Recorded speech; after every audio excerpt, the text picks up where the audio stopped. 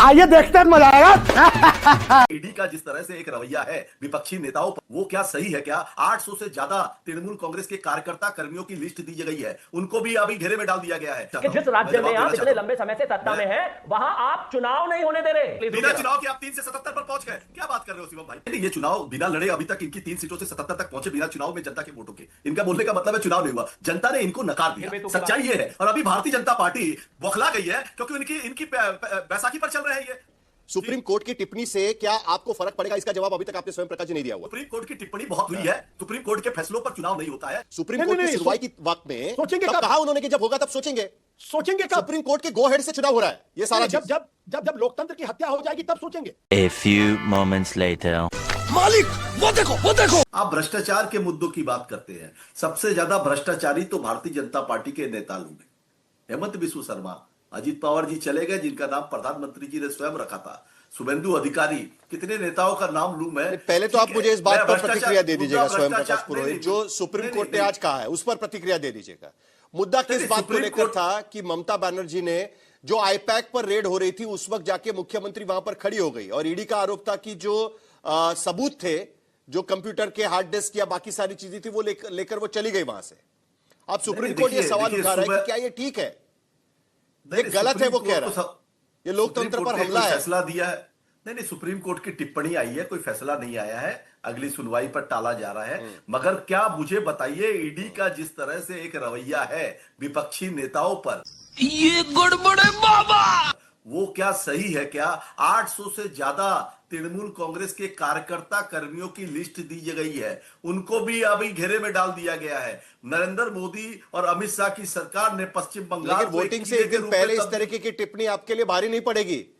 पहले ही वहां पर बीजेपी कह रही है कि लॉ एंड ऑर्डर पूरी तरीके से खत्म हो चुका है बंगाल के भीतर, और दूसरी तरफ सुप्रीम कोर्ट टिप्पणी करता है कि ये ठीक नहीं है जो हुआ उस दिन। ये पश्चिम बंगाल की लिटरेट जनता है, पढ़ी लिखी है, उनको पता है क्या हो रहा है और कैसे केंद्र सरकार एक तानाशाही रवैया अपनाकर लोकतांत्रिक तरीके से चुनी हुई ममता बनर्जी की सरकार को डिसमेंटल करने के लिए ये काम कर रही है। और इसका जवाब 4 मई को ममता बनर्जी को चौथी बार मुख्यमंत्री बनाकर पश्चिम बंगाल की जनता दे देगी। बात तो सही है। तृणमूल कांग्रेस के प्रवक्ता तो कहते हैं कि भाई ये तो आदेश नहीं है, ये टिप्पणी है और इससे कोई फर्क नहीं पड़ेगा। देखिए, मैं एक चीज कहना चाहता हूं साहिल जी, तृणमूल कांग्रेस को कब और कहां और कैसे फर्क पड़ा क्या? आप मुझे एक चीज बताइए, आज तक उनको कभी फर्क पड़ा हो तो कोई ऐसा आपको इंसिडेंट याद आता हो तो आप मुझे एक चीज बताइए। 2016 में जब चुनाव हुआ तो हिंसा हुई नादिया में, मुर्शिदाबाद में, नॉर्थ 24 परगना में 12 से ज्यादा लोगों की जान चली गई, अप्रॉक्सीमेटली 122 घायल हुए, 3000 से ज्यादा लोग जो है पलायन कर गए। 2019 में 300 से ज्यादा लोग घायल हुए, 10,000 से ज्यादा लोग पलायन कर गए, और इसके अलावा जो है करीब 70 के आसपास जो लोग हैं उनको घर छोड़ के दूसरी जगह विस्थापित होना पड़ा, करीब 7 से ज्यादा लोगों की जान गई। उसके बाद फिर विधानसभा चुनाव हुए 2021 में, उसमें भी यही हाल हुआ। इनको फर्क पड़ा क्या आज तक? क्यों बंगाल में ही 700 सीएपीएफ की कंपनीज भेजनी पड़ रही हैं? क्या उत्तर प्रदेश में चुनाव नहीं होता, दिल्ली में चुनाव नहीं होता, पंजाब में चुनाव नहीं होता, मध्य प्रदेश में चुनाव नहीं होता, राजस्थान में चुनाव नहीं होता? कहां चुनाव नहीं होता भाई इस देश में? अरे कहना क्या चाहते हो? एक राज्य का यह हाल कर दिया आपने जहां हम कभी सरकार में आए ही नहीं, कि वहां चुनाव नहीं हो पा रहे हैं। ये इस देश के लिए और ममता बनर्जी के लिए अपने आप में टीएमसी पर कलंक है कि जिस राज्य में आप इतने लंबे समय से सत्ता में हैं, वहां आप चुनाव नहीं होने दे रहे। भारतीय जनता जवाब दीजिए। बिना चुनाव के आपके लगने देंगे बिना चुनाव के आप 3 से 77 पर पहुंच गए। क्या बात कर रहे हो शिवम भाई? गजब बेइज्जती है। अगर चुनाव के बाद 10,000 लोग राज्य छोड़कर चले जाएं और आप इसको कहते हैं कि बहुत शांति से चुनाव हुआ, तो माफ कीजिए भाई, आप कहीं किसी और दुनिया में हैं। अगर चुनाव के बाद पिछली 3 विधानसभा चुनाव से, लोकसभा चुनाव से एक भी चुनाव जो है शांतिपूर्ण तरीके से नहीं हो सका, पोस्टपोल्ड हिंसा को नहीं रोका गया, हालात इतने खराब हो गए, लोगों की जान गई, केसेस को सीबीआई जांच कर रहा है, तो माफ कीजिए, फिर आपको अगर ये लगता है कि ये शांतिपूर्ण चुनाव है तो भगवान ही मालिक है आपका। फिर आप एक काम करिए कि अभी कुछ दिनों बाद उत्तर प्रदेश में चुनाव आएंगे, वहां पर आके देखिए, दिल्ली देखिए, तमाम जगह देखिए चुनाव कैसे होते हैं। अरे लड़ाई सामने विचारधारा की लड़ाई है, लोगों को मार दोगे वो क्या? ये कह रहे हैं चुनाव तो होता है बंगाल के भीतर, लेकिन लेवल प्लेइंग फील्ड नहीं होने का आरोप जो आप लगा रहे हैं वो दरअसल विपक्ष को, यानी बंगाल के भीतर जो विपक्ष है उसको लगाना चाहिए। अभी बदत है भाई, अभी बदत है। नहीं, ये चुनाव बिना लड़े अभी तक इनकी 3 सीटों से 77 तक पहुंचे बिना चुनाव में जनता के वोटों के। इनका बोलने का मतलब है चुनाव नहीं हुआ, जनता ने इनको नकार दिया, सच्चाई ये है। और अभी भारतीय जनता पार्टी बौखला गई है क्योंकि इनकी बैसाखी पर चल रहे हैं। ये 240 नंबर से इनके पास केंद्र में, और ये बंगाल को जीतने का एक सुगुबा छोड़ रहे हैं। धरातल पर इनके पास में बूथ में बैठने के लोग नहीं है। सुनिए, झाड़ग्राम, गोपी बल्लभपुर, निताई, ये सब गांवों में दोपहर में 11 बजे के बाद में लोग निकला नहीं करते थे वामपंथी शासन में। ये भूल जाते हैं माओवादियों का इतिहास, उसको ममता बनर्जी ने खत्म किया।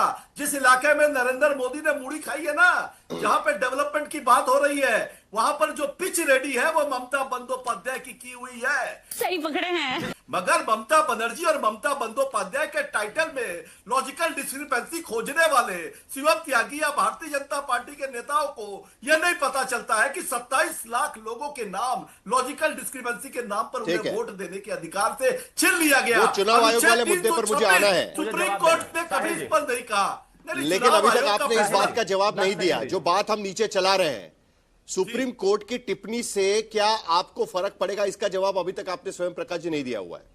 वो लॉजिकल डिस्क्रिपेंसी पे मैं आऊंगा, क्योंकि वो भी आज की बड़ी खबर है। सुप्रीम कोर्ट की टिप्पणी सुनिए, सुप्रीम कोर्ट की टिप्पणी बहुत हुई है। सुप्रीम कोर्ट के फैसलों पर चुनाव नहीं होता है। शाबाश। क्या हम कह सकते हैं कि बंगाल का चुनाव अलग है? चुनाव आयोग ने जिस तरीके से जो नियमावली बनाई है, जो अलग अलग पैरामीटर्स डाले हुए हैं, नियम बनाए हुए हैं, वो पहली बार मैं देख रहा हूं। क्या इसकी जरूरत थी? नहीं, बट साहिल, पश्चिम बंगाल के चुनाव एक ऐसे वक्त पर हो रहे हैं जबकि एसआईआर भी पूरा नहीं है। इसका मतलब आपकी जो वोटर लिस्ट बनी है वो वोटर लिस्ट भी कंप्लीट नहीं है। तो जब आपकी वोटर लिस्ट कंप्लीट नहीं तो आप चुनाव क्यों करा रहे हैं? और आपको जब मन करता था पहले चुनाव आयोग जो है वो अपने नियम बदल देता है। ये बात मैं नहीं कह रहा हूं, ये बात सुप्रीम कोर्ट ने टिप्पणी की है। सुप्रीम कोर्ट ने सुप्रीम कोर्ट उसको रोक भी नहीं रहा है ना आशुतोष, वो रोक भी नहीं रहा है। सुप्रीम कोर्ट ने पहले कहा कि जो वोटर लिस्ट हुई है उसी पर होगा, जिनका वोटर में नाम नहीं है वो नहीं होगा। फिर अचानक बदल गए और कहा कि आप दोबारा सप्लीमेंट्री लिस्ट निकालिएगा। 136 लोगों की सप्लीमेंट्री लिस्ट निकाली गई है कल के लिए। मैं नहीं मानता। सुप्रीम कोर्ट ने तो रोका नहीं है ना चुनाव आयोग को चुनाव लेने से। ये अगर लोकतंत्र की डेमोक्रेसी की मौकरी नहीं है तो क्या है? हमारा संविधान ये कहता है, ज्यूरिस्प्रूडेंस ये कहता है कि एक भी निर्दोष आदमी विक्टिमाइज नहीं होना चाहिए, भले ही 10 अपराधी छूट जाएं। और यहां पर एक भी वोटर नहीं छूटना चाहिए। सुप्रीम कोर्ट ने खुद टिप्पणी की है 10 तारीख को कि आपने 2002 का नियम बनाया कि उस 2002 के वोटर लिस्ट में अगर किसी का नाम है तो उसको किसी तरीके के डॉक्यूमेंट देने की जरूरत नहीं है। यह सुप्रीम कोर्ट के जस्टिस जयमाला बागची साफ तौर पर कह रहे हैं, और आपने अपने ही नियम में इंप्रोवाइज कर दिया। तो सवाल इस बात को लेकर यह कि ये जो 27 लाख वोटर हैं, जिसके बारे में सुप्रीम कोर्ट ने यहां तक कंसेशन दिया कि आप 21 तारीख तक भी अगर आप अपडेट कर देते हैं तो ठीक है। वहां तो जो ट्राइब्यूनल है वही नहीं बन पाया, कितने लोगों को करेगा? यही नहीं, अभी और सुनिए। मैं तो ये कह रहा हूं कि जो ये लोकतंत्र के का मजाक बनाने की जो बात की जा रही है, अगर ये मजाक नहीं है तो फिर क्या चीज है?